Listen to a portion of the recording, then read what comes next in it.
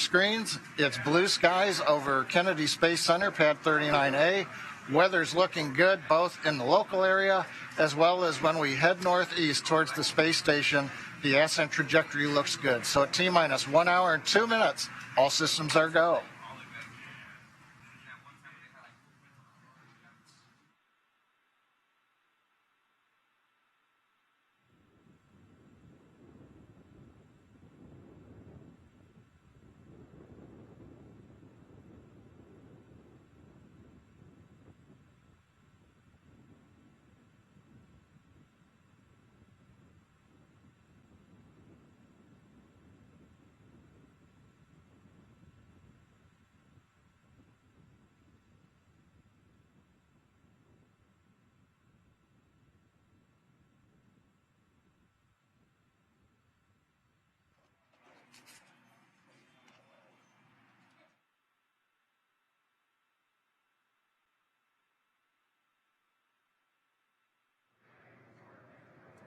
All right, well, you're looking at a live view of the Falcon 9 rocket and Dragon spacecraft that is in the final stages of preparation to launch the world's first all-private astronaut mission to the International Space Station in just over 1 hour from now. Today's launch marks the next step in evolution of the human spaceflight story. This is the first of a number of planned private astronaut missions, or PAMs, by Axiom Space to the International Space Station, and it represents the culmination of years of hard work between both government and private entities to open up the doors to low Earth orbit. My name is John Rackham, and I am the Crew Systems Deputy Manager at Axiom Space, based out of Houston, Texas. For awareness, we are cycling orbit tank isolation valves to equalize low flow pressure.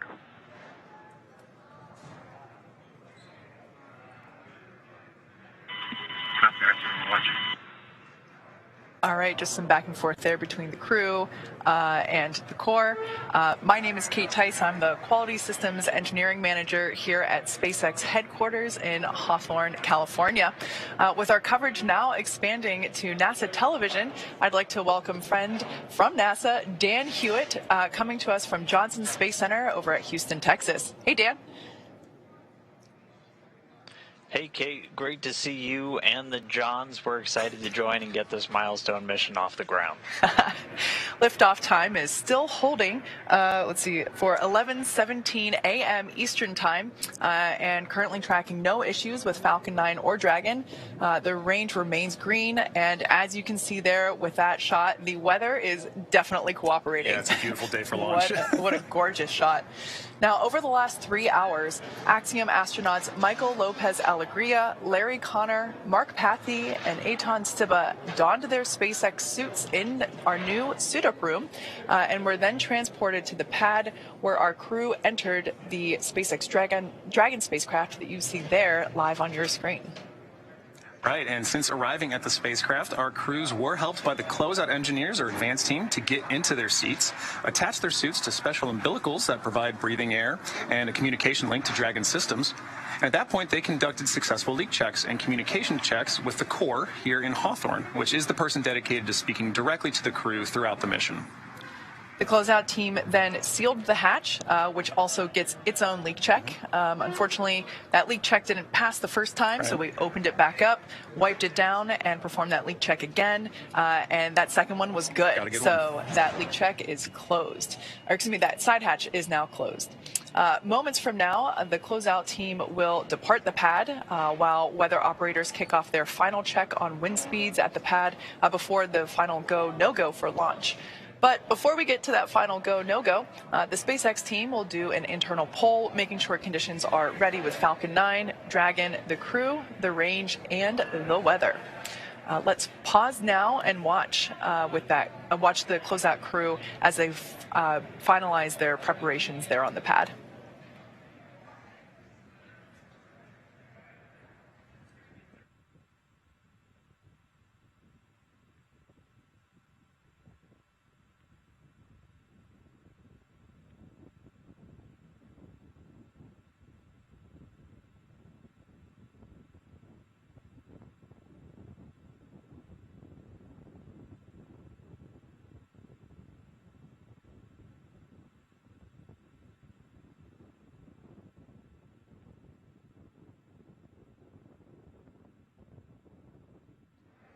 As you can see, the crew there on the right-hand side of your screen continuing to wait. Another 57 minutes until we lift off from pad 39A, which you can see there on the left-hand side of your screen. We can confirm that the closeout team has departed the access arm there, so that's good news.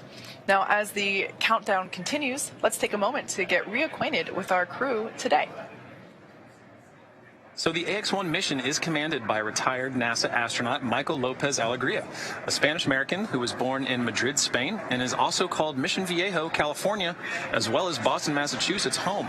Michael is a U.S. Navy captain and has flown 3 times aboard the space shuttle and once aboard Soyuz, so he has quite a bit of flight pedigree.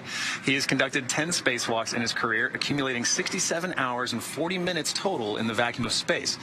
Both of these landmarks are NASA records. In 2021, he was inducted into the Astronaut Hall of Fame. You might hear us call him MLA a few times around here, so if you like acronyms, here's a new one for you. The pilot for AX-1 is Larry Connor from Dayton, Ohio. Larry is an entrepreneur, nonprofit activist, investor. He's won aerobatic flying competitions and has summited both Mount Kilimanjaro and Mount Rainier. Through AX-1, he'll become the first private pilot to reach the ISS. He'll also become the first human to reach both. SpaceX, you are go for section 6 of 4.100. When ready, report go for launch. That's in work, SpaceX. All right, so just some back and forth with SpaceX core Arthur Burial and the crew, continuing to work through our procedures.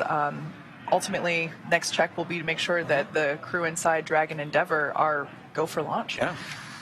Back to our pilot, Larry Connor. As I said, he will also become the first human to reach both the deepest ocean depths and enter the bounds of outer space within 1 year. That's just crazy to me. Larry has been actively involved with the Mayo Clinic and the Cleveland Clinic for many years, helping to understand the effects of aging. This mission will add a new dimension. Go for launch.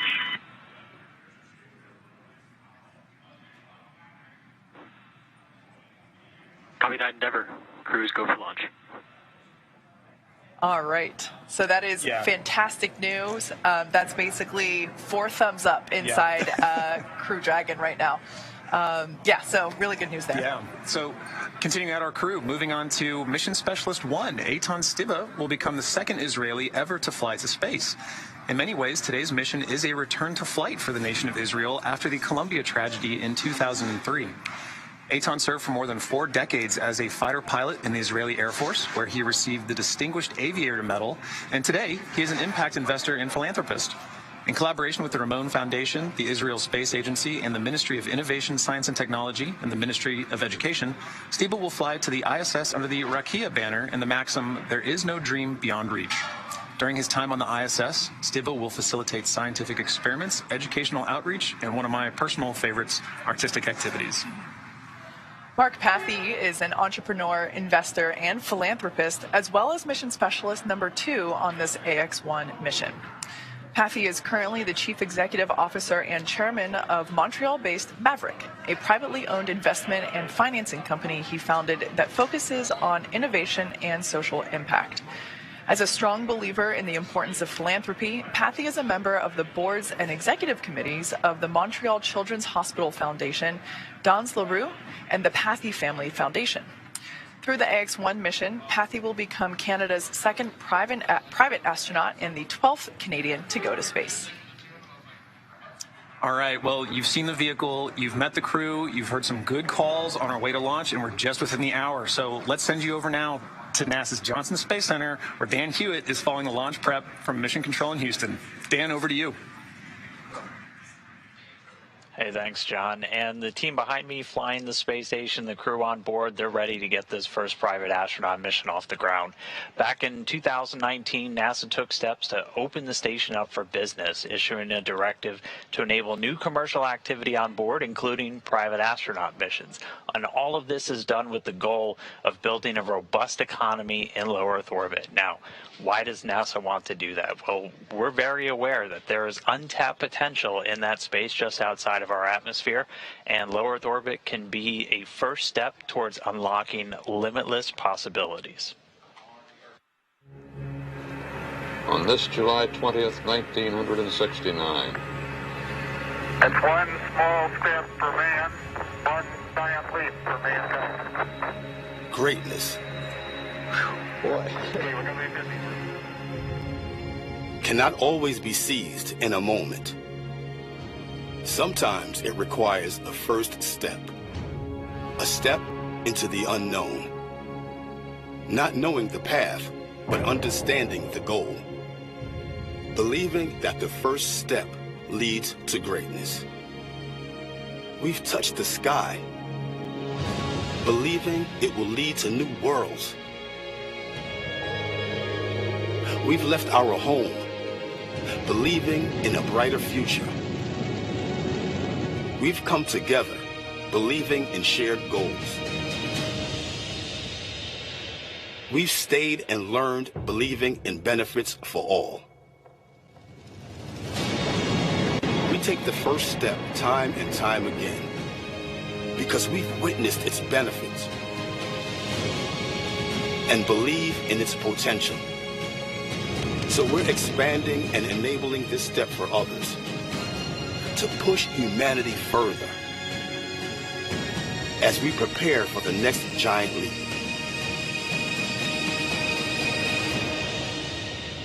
We'll always need this first step. We're here to stay. And now is the time to join us.